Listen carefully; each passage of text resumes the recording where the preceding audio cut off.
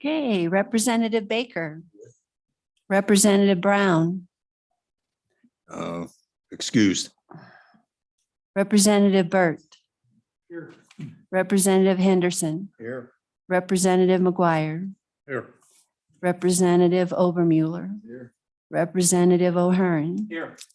Representative Stivar. Excused, although I'd rather make it something else. I'll be nice to him today. And Chairman Burkhart. Here. Okay. So first committee meeting of the budget session, a few housekeeping rules. I think we're being broadcast live, aren't we, Amanda? Okay. So please remember that. For the future, it's my intention to start weaning us off of Zoom meetings so that we're here in person. I'd rather see people in person than on the screen. There'll be exceptions to that for a variety of reasons, but just kind of keep that in mind. So anything before we get started? Committee?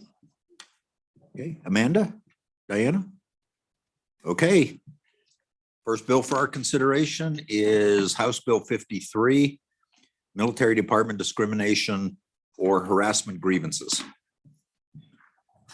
General, good to see you again. Mr. Smith? Good to see you. So if you Chairman. would walk us through the bill. Yes, sir. Thank you. Actually, I'll probably have of Chris do that, Mr. Chairman, if that pleases you in the committee very well. But we'll just do a quick reminder of the discussion we had very quickly in the interim. Mr. Chairman, I am Chris Smith, the Senior Counsel for the Wyoming Military Department. House Bill 53 has 5 sections to it, and it does a variety of things involved with discrimination and harassment complaints. The first page, of course, is just the introduction. In Section 1 is what we've called in the military a complaint of wrongs. This was brought up during the interim that when we did the state military code in last session and cut down the number of UCMJ, Uniform Code of Military Justice provisions that we adopted as our state military code, we left out Article 138, which is a complaint of wrongs. So in Section 1 on page 2, top of page 2, we create a new section to create a complaint of wrongs. What that basically says is any member of the Wyoming National Guard who believes that they have been wronged by a commanding officer or somebody in their chain can go up the chain and file a complaint. That complaint ultimately would go all the way for review by the governor as the commander-in-chief of the National Guard. Essentially, this provision in Section 1 provides yet another way for someone to complain. It's not limited. You can complain about anything. In my experience, 28 years in the military, the 20 years I was in the Guard, we had one of these before we changed our statute. When I was on active duty and spent 2 years as a defense counsel, we filed 2 of these. So they're pretty rare. There's a lot of different ways to get about it, but it was suggested in testimony during the interim. So it was adopted here in Section 1. At the bottom of page 2 is Section 2, which creates a couple of new paragraphs. And essentially it creates an ability for the Wyoming Military Department and the Department of Workforce Services to enter into an agreement in a set of rules to allow personnel at the Department of Workforce Services to counsel, mediate, and investigate equal opportunity claims. Those typically are claims of discrimination or the more serious forms of sexual harassment and hostile workplace. So on page 3, we have the section that's added to Title 19 involving the Wyoming Military Department that allows the Adjutant General to enter into agreements with Workforce Services to make that happen. Down at the bottom of page 3, at the bottom of the section 25, it does accept out state employees because they already have a process under the existing statute, and we didn't want to interfere with the existing process. Going on to page 4, we see some revisions to Title 27, which is the Workforce Services section of our statutes. And going on to the middle part of page 4, it again allows the Department of Workforce Services to be involved in counseling, mediation, and investigations. Going on to page 5, it's where we have the companion paragraph to the military department on page 2 and 3, which basically says you can enter into agreement, promulgate rules to allow workforce services to do the investigations for these kind of complaints from the Wyoming National Guard. Section 3 in the bottom part of page 5 basically just tells the military department and workforce services to promulgate rules by July 1st. Section 4 is where we have a $201,188 appropriation from the general fund in the biennium to workforce services to pay salaries, benefits, and training to implement this. The concept here is workforce services would, and then it goes on page 6 to give them one full-time equivalent position in order to do this for the military department. The provisions in the statute allow that person to also do anything for workforce services. So it's not some exclusive thing, but it allows workforce services to have a new employee with the money to get them trained in EEOC, which is Equal Employment Opportunity Commission. They have to be trained to be an investigator. They have to be trained to be a counselor, the kind of things that we currently do not have a federal funding to do in the military department. So then on the bottom of page 6 onto page 7, it just says this will be included in future biennial budgets. And then section 5 makes all of that involving workforce services and the military department having an agreement to do these counseling and investigations occurs as soon as the bill is signed, if adopted. And then section 1, which is a complaint of wrongs, would be effective July 1st. Pending the committee's questions on the bill, that essentially, Mr. Chairman, is the bill. Thank you, Mr. Smith. Any questions for Mr. Smith or General Porter? No? Okay. All right, thank you. If you'd hang with us. With that, I'll open it for public testimony. Anyone wish to speak on this bill? Please. Come forward, identify yourself for the record. So, Mr. Chairman, Jason Wolf with the Department of Workforce Services. And we just discussed this bill pretty heavily in the interim. I just wanted to appear and make sure I was available to answer any questions of the committee. any questions for Mr. Wolf? Okay, again, hang with us in case there are. Okay, and I don't see any members of the legislature here. Anyone from any other government agency wish to speak? Okay, with that, definitely open it for public comment. Amanda, is there anyone on Zoom? Mr. Chairman, we don't have anyone signed up Okay. online. All right, thank you. So anyone in the room wish to speak on the bill? Please come forward, identify yourself.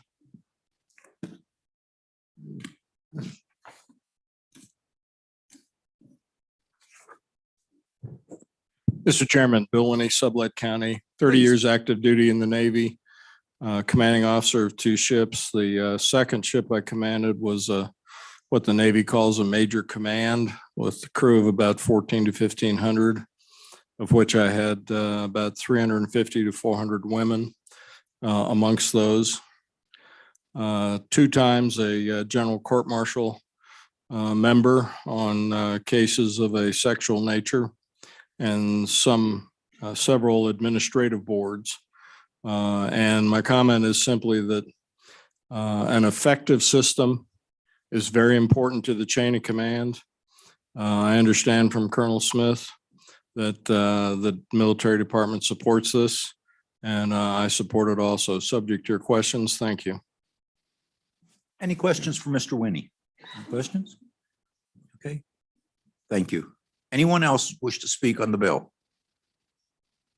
Anyone else? Okay, with that, I'll close public testimony. Committee?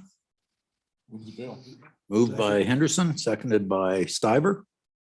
Okay, I think we'll just work the bill normally. Page 1. Questions, comments, amendments? Page 2. Page 3. Page 4. Page 5. Representative Henderson, you look quizzical. Okay. And page 6. Amendments, okay, I will back up then to page 5, under the appropriation. We picked this up after we passed the bill in the interim, that if we make it effective immediately, we do have to add some money in for workforce services. So the appropriation would need to be amended, excuse me, to $226,336. So moved. And moved by Henderson. Okay, all in favor, say aye. Aye. Opposed? No. No, okay. Representative Henderson. Oh, I'm sorry, Representative Baker. Thank you, Mr. Chairman. I'm just looking and we noticed that we're missing page 6 of the bill.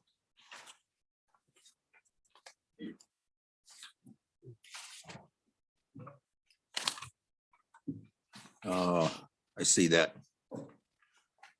So, do we have a staff? Do we have a fix for that real quick? I think it's just a misprint. Okay, let me read it from the general succeeding fiscal. I think it might, Amanda? I think it might just be a misprint. That we went from 5 to 7. It doesn't stick in my mind that we're missing anything here. Representative Burt. Thank you, Mr. Chairman. Yeah. I would agree with you. It looks like when we're reading from 5, line 23 to currently page 27 on line 1, it does look like it would flow from the general succeeding fiscal biennium. So I think you would be right on saying that the page 7 would probably could be just be a misprint. That's Representative Burt. That's the way I'm reading this also.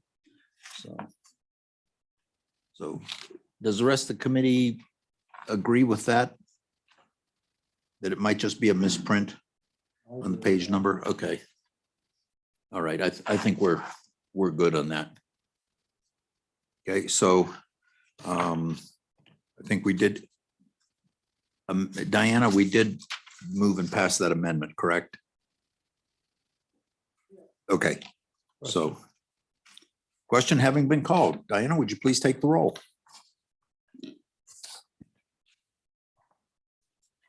Representative Baker. Representative Burt. Representative Henderson. Aye. Representative McGuire. Aye. Representative Obermueller. Representative O'Hearn. Aye. Representative Stivar. Aye. Chairman Burkhart. Aye, and Representative Brown is excused. Okay, so, And he Committee- did turn in an absentee ballot to me. oh, okay, thank you. And what was his vote, please? Aye. Okay. So it's unanimous. Unanimous. Okay, do I have a volunteer to floor manage the bill? Representative Henderson, don't volunteer. You already took care of one for us. Sure. Yes, I'll be glad to do it. I know you would. Anybody else? I'll take care of it. Okay. Representative McGuire, thank you. Okay, next bill for our consideration, House Bill 7.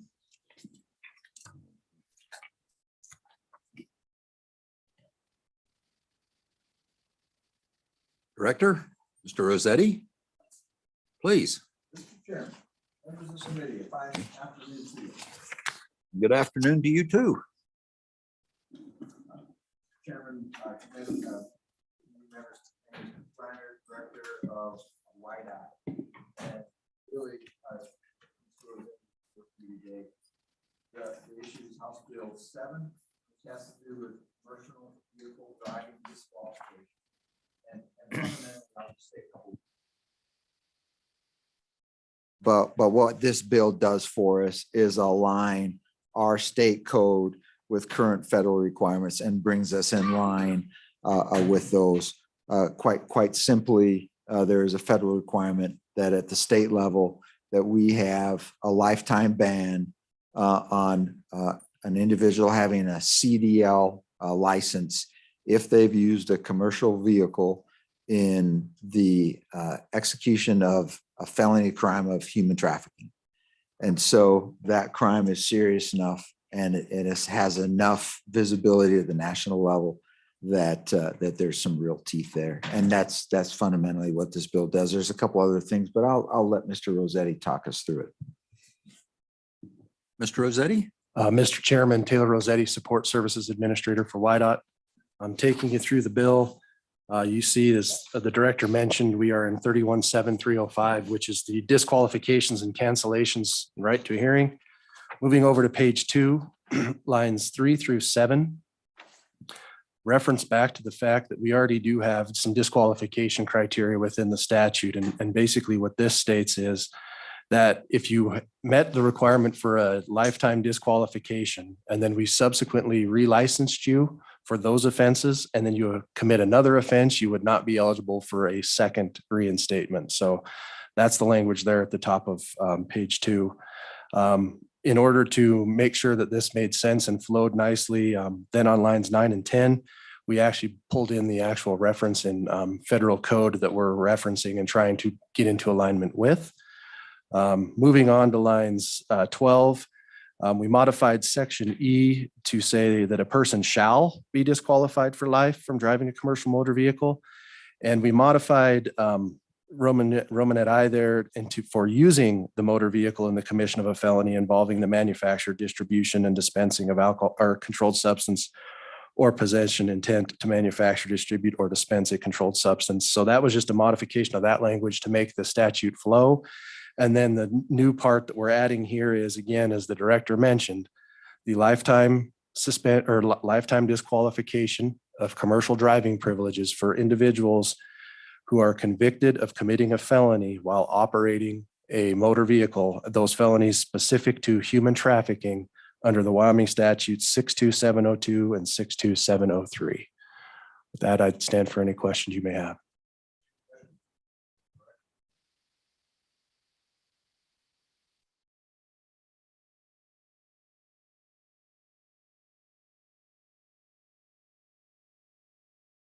Sorry, Director, Mr. Rossetti. So with the national shortage of qualified truck drivers, CDL holders, what would be the effect of doing this? I know there's a federal statute, but just generally, what is the effect of putting this in place? Mr. Chairman, that would probably really be outside the scope of the department. Again, I couldn't really speak to the effect that it would have on the workforce. I believe we have somebody in the room who could. But I would say that, again, this is only for individuals who are currently licensed and operating commercial motor vehicles who are then convicted of this offense. So those people would already be in the workforce, and then this would actually preclude them from operating those vehicles in the future. Okay, thank you. Director, please. The other thing that goes with this that's probably worth mentioning is the potential effect on our workforce for not passing the statute is actually fairly significant. I believe in your packet is a letter from the FMCSA, which is the Federal Motor Carrier Safety Administration. And really their guidance to us was, hey, if you aren't in compliance here, then we might consider decertifying your CDL program. That would have a terrible, terrible effect on our trucking industry and with throughout the state. Representative McGuire. Thank you, Mr. Chairman. So, Mr. Director, I would just have to ask, would you characterize this as a federal mandate?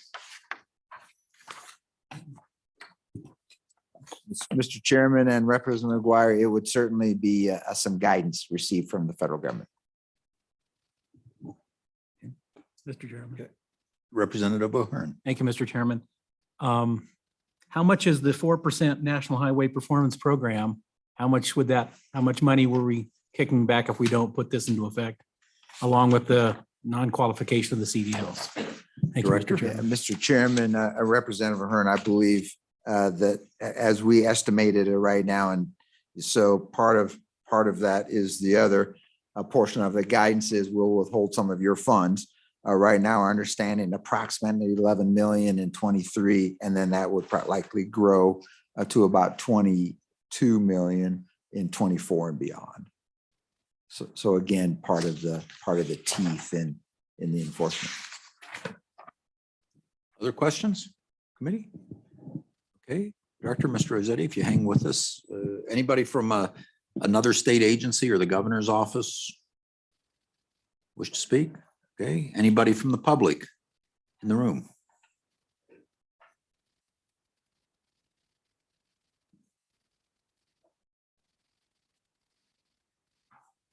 Please.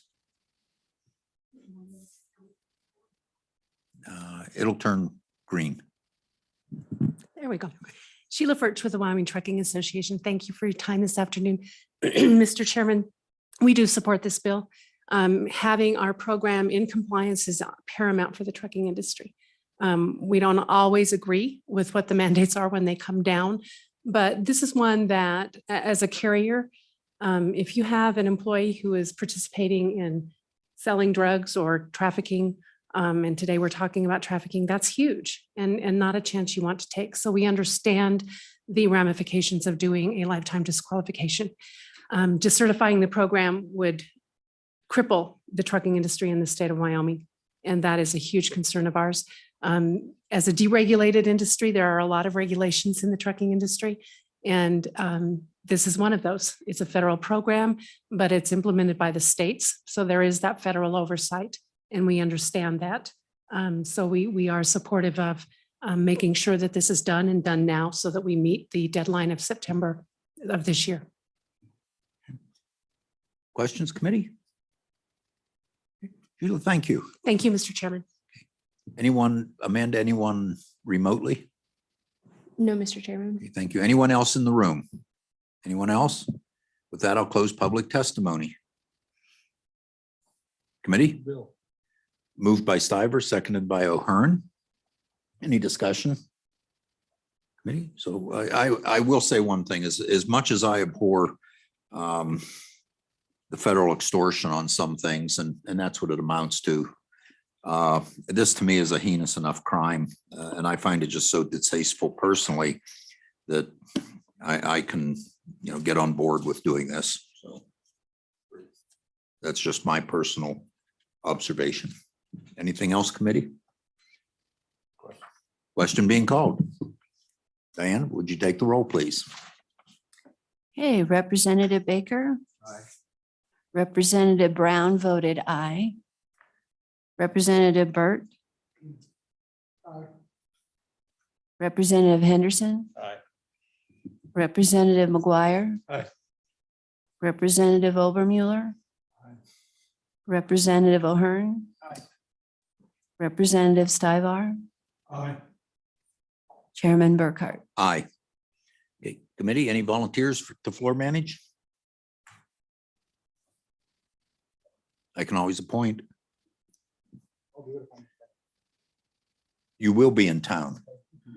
He has a vacation plan. Thank you, Representative. He's got a vacation plan. He's got a vacation plan during session.